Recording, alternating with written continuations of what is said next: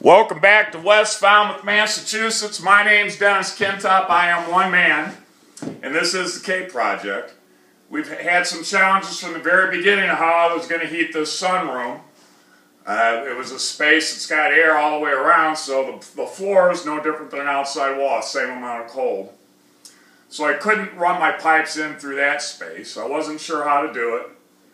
In my mind, I'm going, well, we'll use fin tube, I'll build it up, and we'll put a transition in.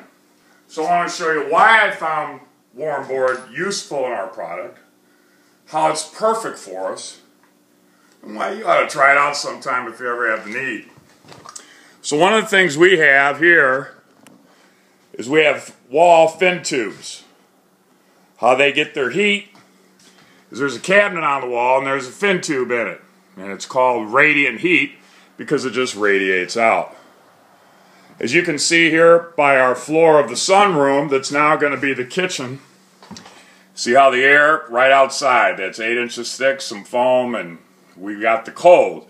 So it's different than if you were heating a basement or a crawl space.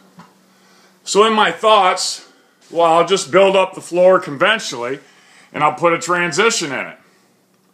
Well, that's 3 inches thick compared to the existing floor being 1.5 inches. So with the warm board, it's 1 1/8 inches. It's structural. That's Doug fir plywood that I can span my 16 inches on center. And there's my heat tube, so I can make the floors real warm. But look, 3/8 or 1.5 inches. So that's the warm board. That's a structural board. In the bedroom, why I want to use warm board is currently they've got 1/2 inch plywood, 16-inch centers, and then the wood flooring. It has some bow to it, and it's just not tight, it's not comfortable, and I don't like wall radiators. So if you look at this, this is called Warm Board R. It's made out of an OSB board, and I have those tubes in there, and that'll be able to heat the floor.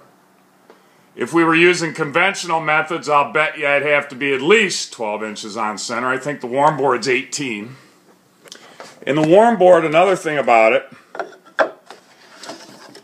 is it has this aluminum panel, 0.025 thickness of aluminum. And it's got paint over it so I don't get blinded as I'm putting it in. I put this warm board down, drywall, anything I want. I'd still cover it. It's a sturdy product. I wouldn't have to, but I'm a guy that keeps things clean. And that's how the warm board's going to look when it's down with the pipes in it.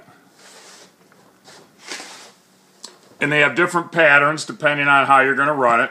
That space at the top, that would be like a plumbing wall, so it's okay to drill through it. No matter what, you can't hit a pipe because they're all exposed till you cover them up. The other thing nice about warm board is if you had a concrete floor and you wanted to turn it on like mine in my basement, get it up to 70 degrees, it'll take 8 to 10 hours. Warm board will do that in approximately 2 hours, maybe 2.5 hours. So those are the reasons I use warm board. As I continue to work through it and I have costs on the warm board and the piping, I'll show you how it's actually more economical to use that than to go back and move all this copper, put in all new radiators because you wouldn't use old ones. So I'll get back to you in the next few days, still working on my pricing on that one.